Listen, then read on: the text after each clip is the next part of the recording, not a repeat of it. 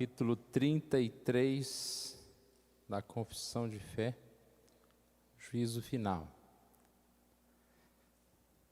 Nós começamos a estudar a Confissão de Fé no dia 17 de 6 de junho de 2022.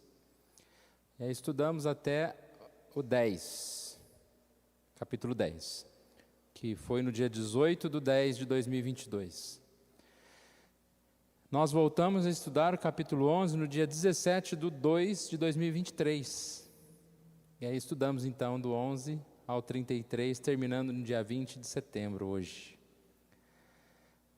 Bom, são 33 capítulos, um de introdução, 34, e o capítulo 1 nós estudamos em 2 semanas, 35 semanas nós estudamos. Se tudo der certo na gravação de hoje, até aqui temos todos gravados, né? Então aí com o de hoje nós vamos ter a confissão de fé completa, gravada, a leitura e alguma explicação. Mas eu desafio os irmãos não apenas a assistir um vídeo, mas a partir do estudo da própria confissão de fé. Seja do livro, comprando o livro, ou seja, estudando esse PDF que existe no site da Igreja Presbiteriana, em vários lugares. Você pode colocar lá a confissão de fé e procurar, você vai baixar a confissão de fé. Uma dica de estudo é exatamente ler novamente, e fazer as suas anotações. O que você entendeu daquele ponto? Aí depois, assim, você pode recorrer a ouvir outras pregações ou algum livro que você tiver. Achei interessante, um dia eu estava vendo um pastor falar sobre um programa de computador que tem, muitos pastores estão usando hoje, chamado Logos, que tem uma biblioteca imensa lá, todos os comentários e livros, e eles são fáceis de se manejar ali. Quando você põe uma palavra, ele já abre vários livros, várias bíblias. E ele estava explicando a questão a respeito do programa, mas o que eu tirei mais de proveito foi a forma que ele falou a respeito de como ele prepara o sermão. E aí ele fala, e eu gosto quando a gente ouve uma coisa, a gente já faz mais ou menos parecido, você fala, ó, estou meio no caminho. Ele falou que ele lê o texto bíblico primeiro, várias vezes, em outras versões. Hoje também está fácil, né? Tem várias versões da Bíblia, você lê em várias versões, e faz a sua anotação. Um sermão, basicamente, não é você inventar pontos ali, inventar um tema dentro do texto. É você entender o texto. Quando você entende o texto, é o mais importante. Quando você explica o texto. Quando eu abro um texto aqui, né, irmãos? E eu começo a falar, no mínimo os irmãos querem ir para casa entendendo aquele texto de forma que eu falo, entendi o texto. E é claro que aí no decorrer do estudo, a gente faz aplicações, ou existem outros tipos de sermões, mais temáticos e etc. Mas qualquer um de nós pode sim preparar um texto. Que é o que ele disse, e acontece muito comigo. Depois que a gente lê várias versões da Bíblia e a gente entendeu o texto, claro que sempre com alguma limitação, né, que você não fez uma pesquisa aprofundada, e você escreveu sobre aquilo, aí você vai ler comentários. E a grande surpresa que a gente tem é que muitos comentários vão falar aquilo como se a gente fosse um comentarista. Não.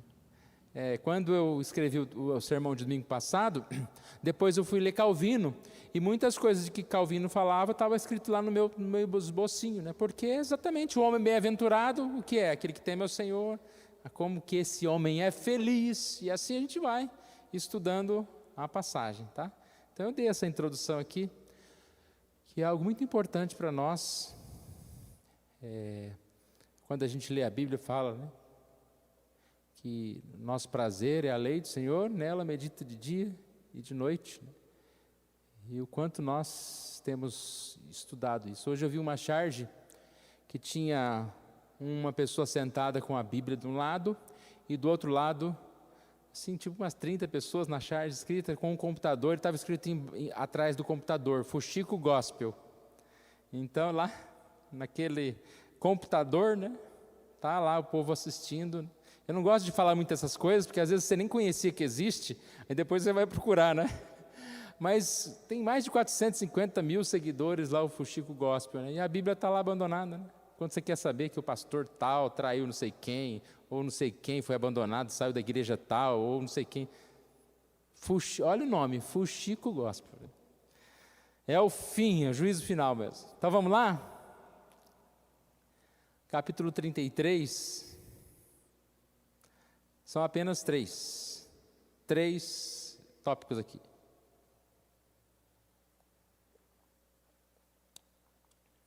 Eu vou ler o 1 e 2, depois a gente lê uns textos bíblicos, lê o 3 e alguns textos bíblicos. Deus já determinou um dia no qual com justiça há de julgar o mundo.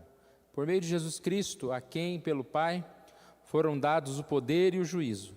Neste dia, não somente serão julgados os anjos apóstatas, mas igualmente todas as pessoas que tiverem vivido sobre a terra comparecerão ante o tribunal de Cristo, a fim de darem conta de seus pensamentos, palavras e feitos, e receberem o galardão segundo o que tiverem feito, o bem ou o mal, por meio do corpo.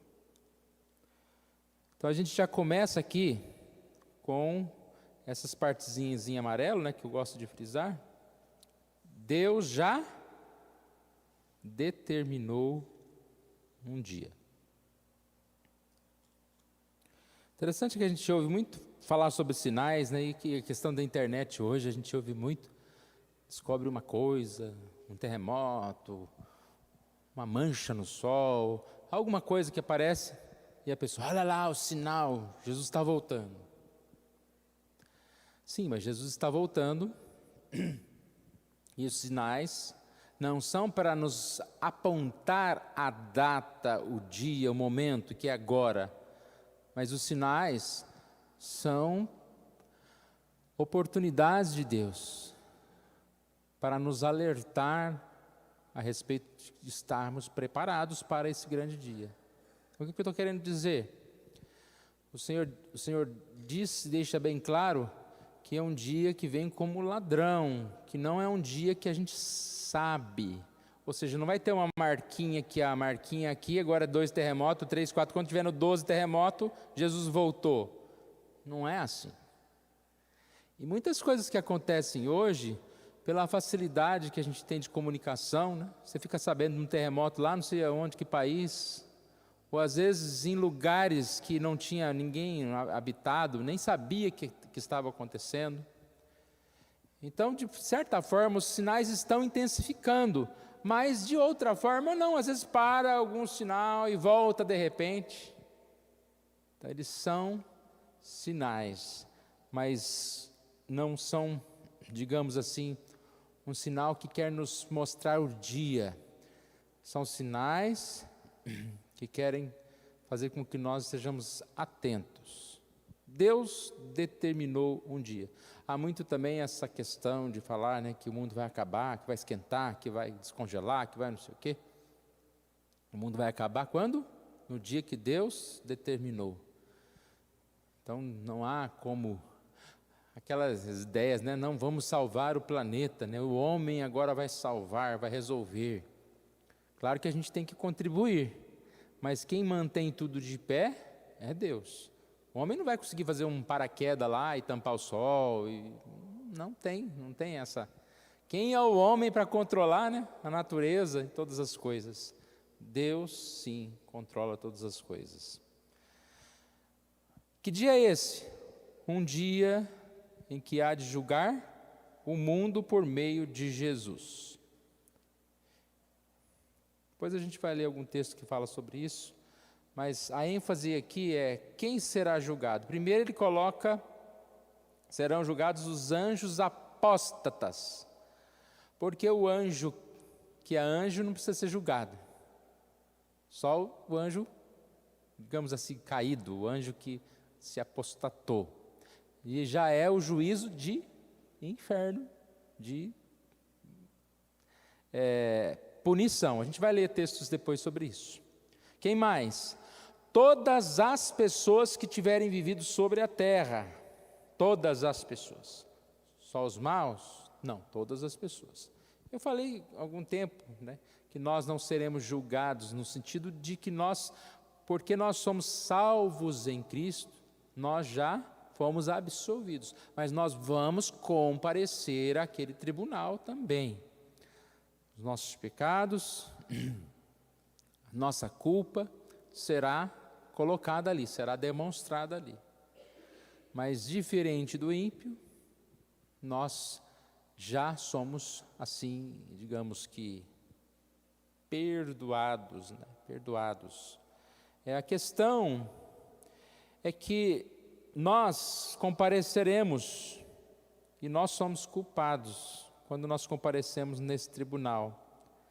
Mas nós temos a dívida e alguém que pagou a dívida. Essa é a diferença. Mas nós precisamos comparecer lá. Não é assim que acontece num tribunal normal? A pessoa vai lá e foi condenado. Se tem uma fiança, ou se ele pagou a pena, ficou 5 anos preso e tal. Mas ele nunca vai ser. Não, ele não foi culpado. Não, ele foi tanto culpado que ele precisou ficar tantos anos preso, ou que ele precisou pagar a fiança, ou que ele precisou pagar de alguma coisa. Ele foi condenado como culpado. Nós somos culpados, mas nós somos, graças a Deus, absolvidos em Jesus.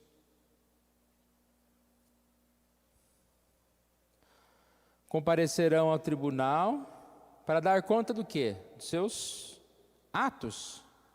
Aqui é interessante que ele coloca conta de seus pensamentos, palavras e atos e feitos.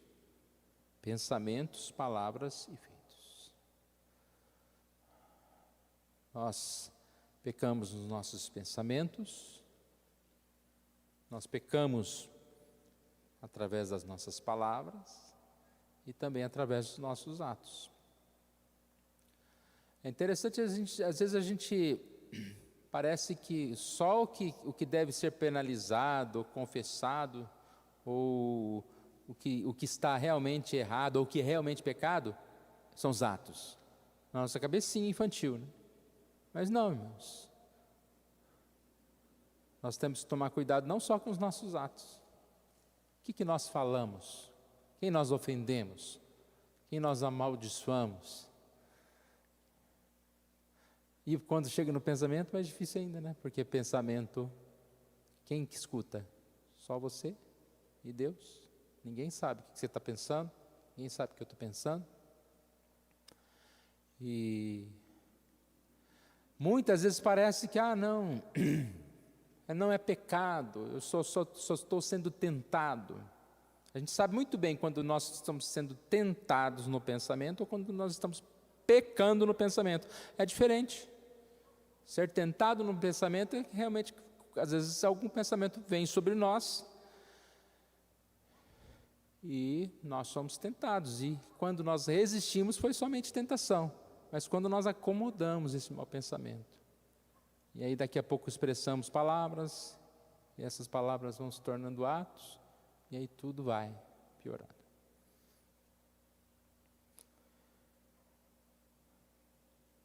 Seremos julgados pelos nossos pensamentos, palavras e atos. E o que eu disse?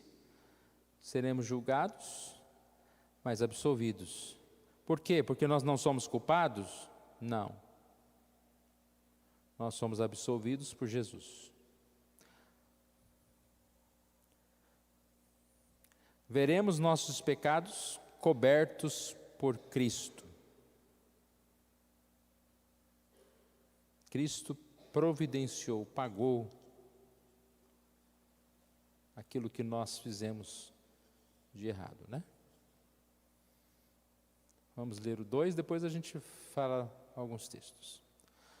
O fim que Deus tem em vista, determinado esse dia, é manifestar a sua glória, a glória de sua misericórdia na eterna salvação dos eleitos, e a glória da sua justiça na condenação dos réprobos, que são perversos e desobedientes. Os justos irão então para a vida eterna e receberão aquela plenitude de gozo e alegria procedentes da presença do Senhor.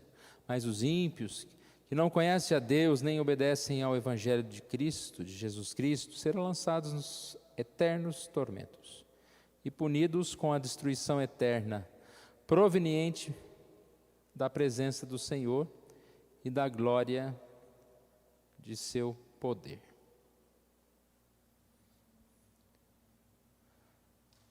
Então, o juízo final tem como fim manifestar a glória de Deus. E como essa glória de Deus será manifesta? Na misericórdia eterna e salvação dos eleitos, e também na justiça, na condenação dos réprobos. Eu não li aqui, mas no finalzinho do 1 fala, né?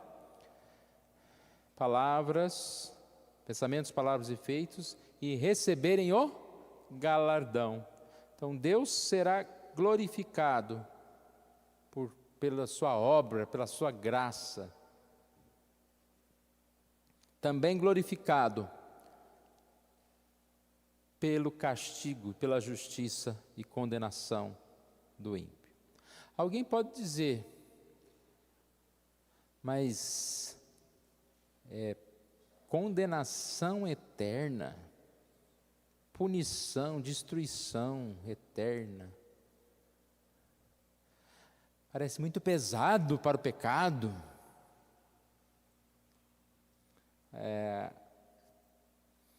Pesado é porque a gente talvez não tenha a dimensão do pecado. Basta você voltar em casa e ler de novo lá o Salmo 36, que nós lemos. No coração do ímpio a voz da transgressão. Pouco desobedecer a Deus. Sabe quando a gente tem uma dimensão do tamanho do nosso pecado? Quando a gente vê o preço que foi necessário ser pago para que nós fôssemos perdoados. Não é? A morte de Jesus. Até uma polêmica nessa letra, né? Eu nunca saberia o preço. Não sei por que é tanta polêmica. E muda a letra. Eu acredito que quem escreveu a música está falando que eu nunca saberia porque é tão grande esse preço, a morte de Jesus. Se fôssemos colocar em valor, igualável, não há nada de tão grande valor como Jesus, como Deus. Ele se encarnou, se humilhou, morreu para nos perdoar dos nossos pecados.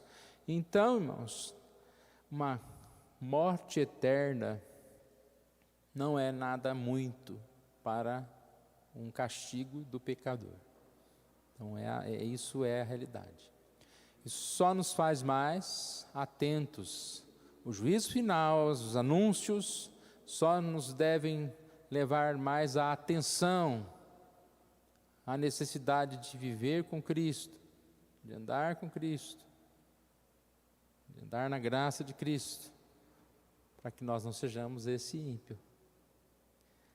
Porque naquele dia muitos dirão Senhor, Senhor, e ele dirá, não vos conheço. Vocês pensaram que tinham se entregado a mim, mas não, né?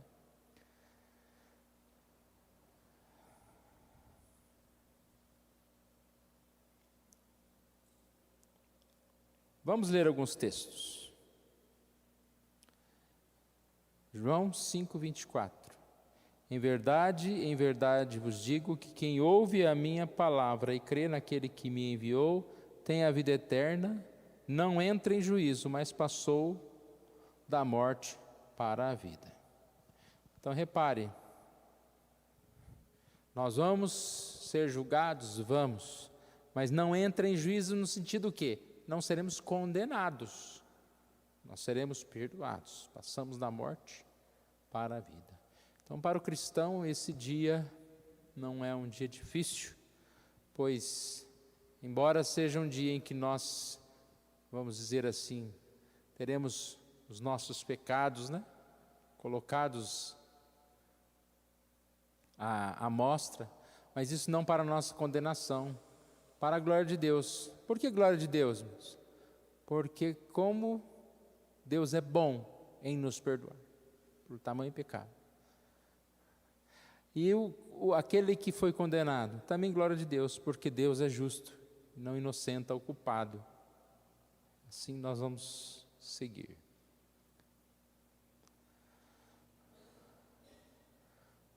Porquanto estabeleceu um dia em que há de julgar o mundo com justiça, por meio de um varão que acreditou diante de todos. Deve ser acreditou, né? Veja aí, Atos 17, 31. Diante de todos, ressuscitando dentre os mortos. Então essa é a explicação lá do ponto 1, lembra? Deus determinou um dia, e aqui está falando, exatamente confirmando aquilo que foi dito na confissão de fé.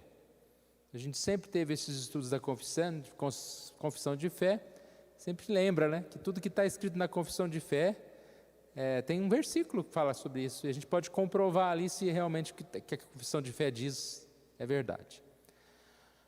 João 5, 22, e o Pai a ninguém julga, mas ao Filho confiou todo o julgamento. E lhe deu autoridade para julgar, porque é o Filho do homem. Então aqui também é parte aqui do ponto 1, quando diz lá, a quem pelo Pai foram dados o poder e o juízo. É Jesus, né? Então Jesus é esse que está diante aí dessa missão do julgamento. Não sabeis que havemos de julgar os próprios anjos, quanto mais as coisas da vida. Aqui é um texto que está colaborando com aquilo que nós falamos também no ponto 1 a respeito dos anjos, que os anjos caídos e os homens serão julgados. Ainda sobre os anjos, Judas 1, 6. E há anjos os quais não guardam o seu estado original, mas abandonaram o seu próprio domicílio, ele tem guardado sobre trevas e em algemas eternas para o juízo do grande dia. Que é o que nós falamos, né? Os anjos que não guardaram o seu estado original. Os que estão no seu estado original, eles não têm por que ser julgados. O homem todo tem que ser julgado porque todos caíram do seu estado original. Caíram e se tornaram pecadores. 2 Pedro 2,4, ora, se Deus não poupou anjos quando pecaram, antes, precipitando-os no inferno, os entregou a abismos de trevas, reservando-os para juízo.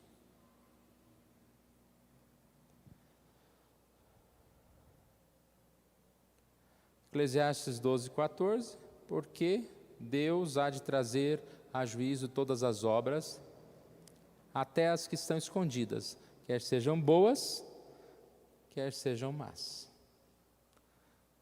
O que é interessante, no caso nós como cristãos, não só as nossas más obras serão expostas, mas as nossas boas obras, entre elas a nossa confissão, o nosso arrependimento, nossa busca em Jesus. Por isso que fala, receberão um galardão, né, dos nossos atos que nós fizemos diante de Deus, a nossa adoração ao Senhor. 2 Coríntios 5:10. Porque importa que todos nós comparecemos, todos nós compareçamos perante o tribunal de Cristo, para que cada um receba segundo o bem ou o mal que tiver feito por meio do corpo. Romanos 9, 22 e 23. Que diremos, pois, se Deus, querendo mostrar a sua ira e dar a conhecer o seu poder, suportou com muita longanimidade os vasos de ira, preparados para a perdição, a fim de que também desse a conhecer as riquezas de sua glória em vasos de misericórdia, para a glória preparou de antemão, que para a glória preparou de antemão. Interessante que a gente tem visto um tempo, uma busca tão grande por justiça, as pessoas vão para a internet, discutem, e falam, e querem, né, resolver tudo aqui. Quando será o dia do juízo? Está marcado pelo Senhor. Não que a gente não deve se importar com justiça, que a gente não deve, na medida que faz parte da nossa profissão, né, lutar pelos direitos. Mas muitos cristãos estão tão preocupados com questões políticas, questões locais, e parece que estão menos preocupados com o reino eterno, em a própria justiça pessoal, né?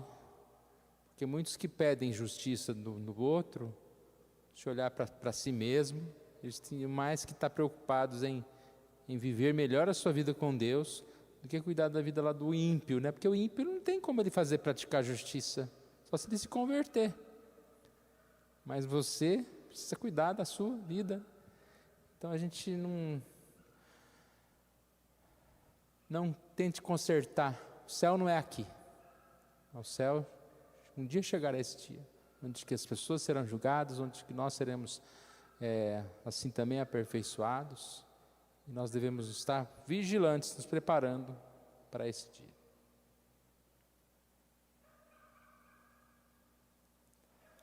Quando vier o Filho do Homem, a sua majestade e todos os anjos com ele, então se assentará no trono da sua glória. E todas as nações serão reunidas em sua presença, e ele separará uns dos outros, como o pastor separa os cabritos das ovelhas, e porá as ovelhas à sua direita, mas os cabritos à esquerda. Então dirá o rei aos que estiverem à sua direita: Vinde, benditos de meu Pai, entrai na posse do meu reino, que vos será preparado desde a fundação do mundo. Então o rei dirá também aos que estiverem à sua esquerda: Apartai-vos de mim, malditos, para o fogo eterno preparado para o diabo e seus anjos.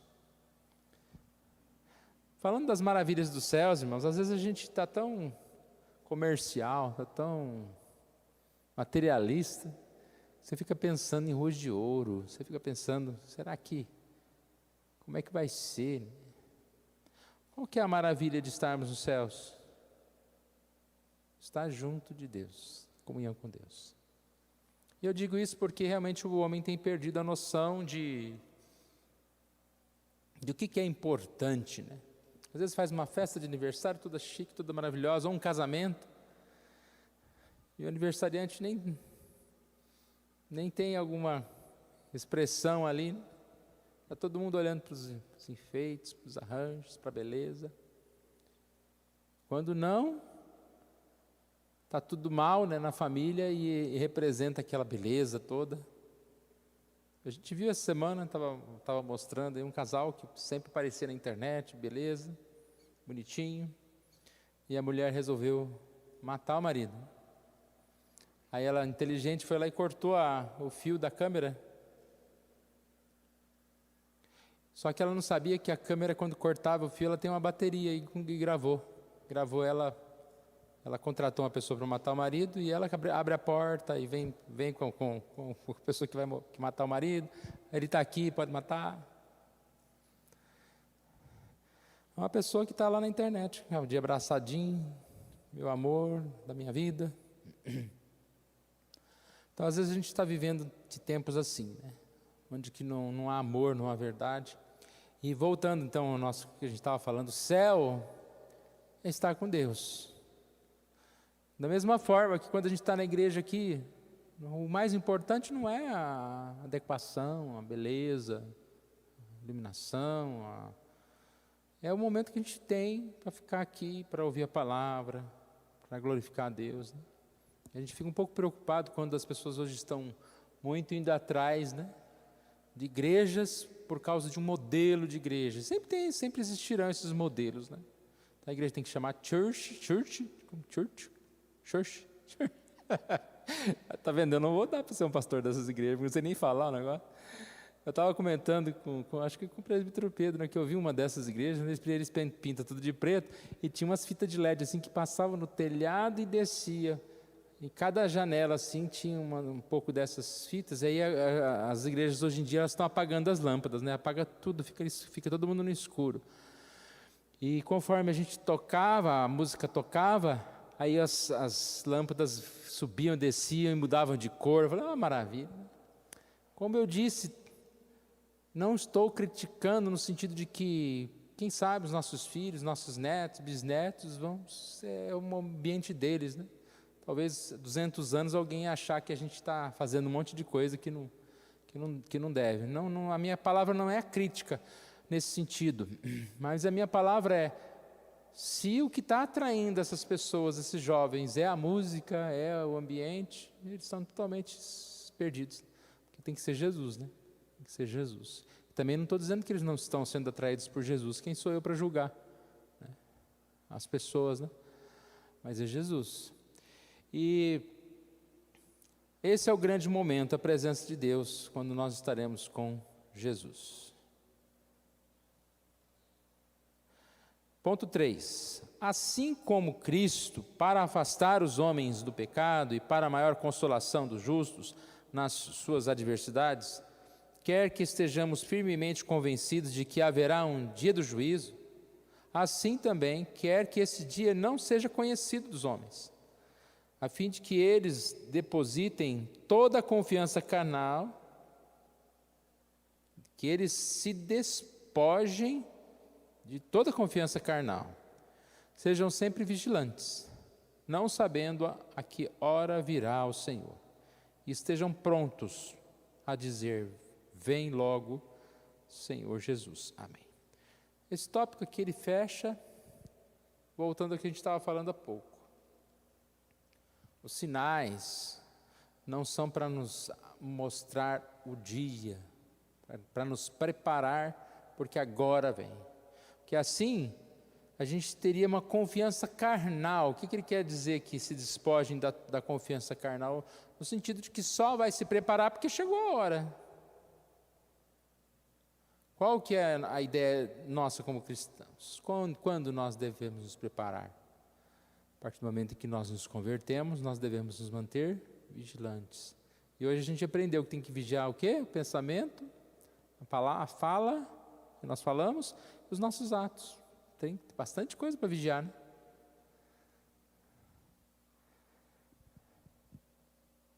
Vamos ler aqui. 2 Pedro 3, de 8 a 13. Há todavia uma coisa, amados, que não deveis esquecer, que para o Senhor um dia é como 1000 anos. 1000 anos como um dia. Aqui está falando exatamente isso, né? Porque não tem o tempo certo. Pode ser amanhã, pode ser daqui 1000 anos. Não retarda o Senhor a sua promessa, como alguns a julgam demorada. Pelo contrário, Ele é longânimo para conosco, não querendo que nenhum pereça, senão que todos cheguem ao arrependimento. Aqui é uma das questões, né? Deus é tão misericordioso que o tempo não chegou ainda, porque ainda há pessoas que precisam desse tempo, que vão se converter. Sabe quando você tem um ônibus para sair, mas você espera um pouquinho, está vindo mais um lá, vamos esperar, né? Então Deus é longânimo, Ele é compassivo, e talvez esse algum é eu, você, né? Não estamos preparados ainda, você falou, não, eu vou levar esse aqui, então dá um tempinho para ele tomar um jeito. Não querendo que nenhum pereça, senão que todos cheguem ao arrependimento. Virá, entretanto, como ladrão o dia do Senhor, no qual os céus passarão como estrepitoso estrondo, os elementos se desfarão abrasados, também a terra e as obras que nela existem serão atingidas. Virá como um ladrão, e aí a gente sabe aquela ilustração do ladrão.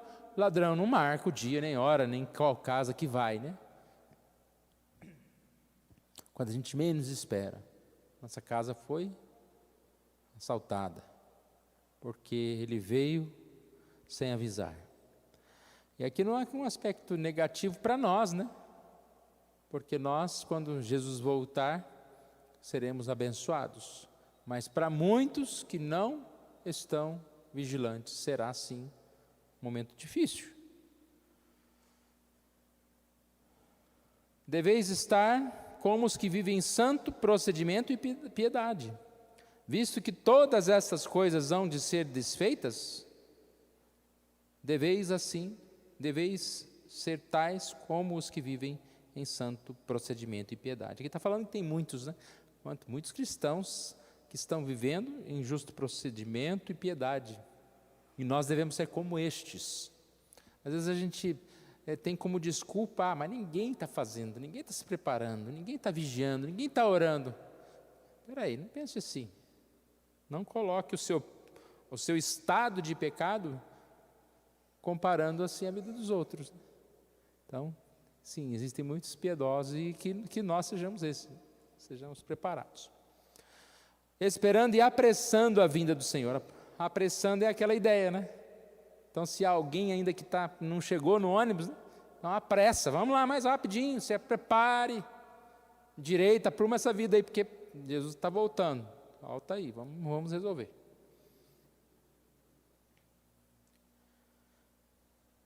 Esperamos novos céus e nova terra, nos quais habita justiça.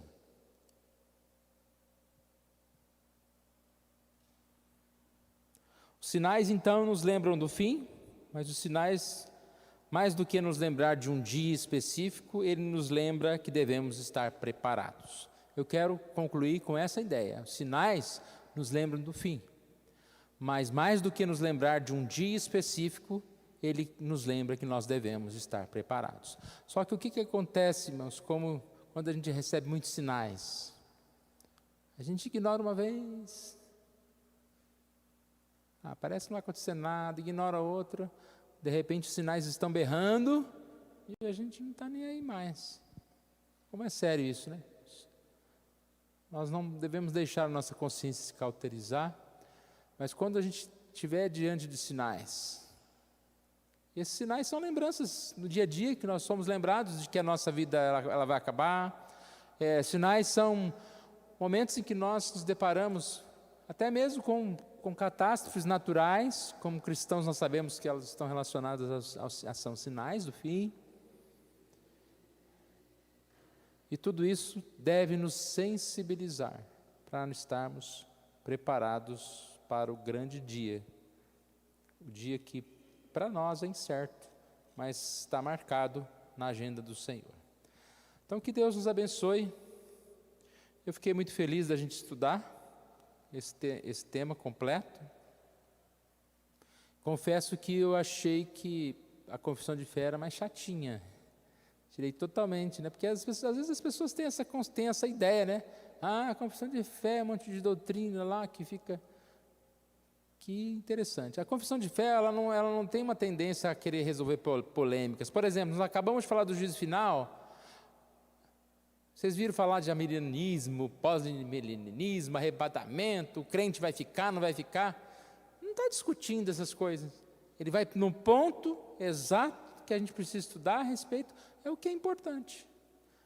Agora, se o irmão crê que tem arrebatamento depois, antes, segunda vinda, terceira vinda, isso aí não é essencial, no sentido, né, doutrinário. O importante é você crer em Jesus, que Ele virá. E a confissão de fé, ela tem esse aspecto interessante nesse sentido de que fala de diversos assuntos, não fica entrando em polêmica, não fica se desgastando, e fala doutrinas assim básicas. Ela também não é exaustiva, é só um resumo das coisas aqui, que nos chama a atenção, por exemplo, para estudar esse tema, juízo final. Eu mesmo estava vendo lá uma das coisas que eu quero estudar, talvez numa outra ocasião, eu já tinha falado isso, que é um livro que é de Jonathan Edwards, sobre o juízo final, um livro grande sobre o juízo final. Então é um tema importante para nós, porque é mais importante saber sobre o futuro, né? Coisas que a Bíblia fala sobre o futuro, nós precisamos aprender. Olha, não acabou não, tem mais um texto. Deixa eu ver se tem mais. Só mais um.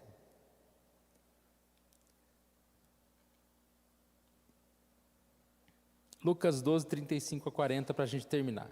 Cingido esteja o vosso corpo, e acesas as vossas candeias. Sede vós semelhantes a homens que esperam pelo Senhor, ao voltarem das festas de casamento, para que quando vier a bater a porta, logo lhe abram. Bem-aventurados aqueles servos a quem o Senhor, quando vier, os encontre vigilantes. Em verdade vos afirmo que ele há de cingir-se, dar-lhes lugar à mesa e, aproximando-se, os servirá. Quer ele venha na segunda vigília, quer na terceira, bem-aventurados serão eles, se assim os achar.